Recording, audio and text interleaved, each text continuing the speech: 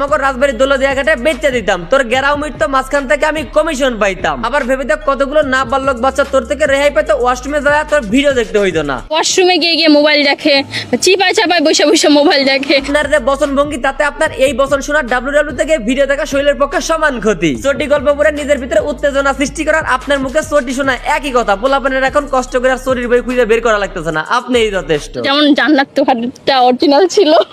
বাহ, এইটা শোনার বাকি ছিল, এটি নাকি জান্নাত তোর সিনেমাও দেখেছে। জান্নাত তোহাদেরটা দেখেছি, আমার জামাইরও দেখাইছি। ও, এটা আমরা আগেই বুঝতে পারছি, ঘর আওলানে না হলে ঘরের বউ কেমনে আওলায় যায়, তাও আবার মিডিয়াতে আইসা। আর ট্যাঙ্কি আমার ছিদা হইছে, পানি তো আর থাকে না। আমি খালি চিন্তা করতেছি এটা ক্যামেরার সামনে এই অবস্থা, তাহলে অফলাইনে এই ভিডিও ঠিক কে কি করতে পারে। চেহারা মাশাআল্লাহ গুড, সবকিছু গুড, কিন্তু সমস্যা হইতেছে সবকিছু সুন্দরের সাথে ব্রেনটা সুন্দর না, যার ফলাফল আমাদের এগুলো সহ্য করতে হচ্ছে। সস্তা কথাবার্তা, সস্তা জনপ্রিয়তা, কিন্তু তারা পাচ্ছে হচ্ছে দামি দামি ডলার। দেশের এখন এমন দুর্ভিক্ষ চলতেছে যে এমন বেহাপনা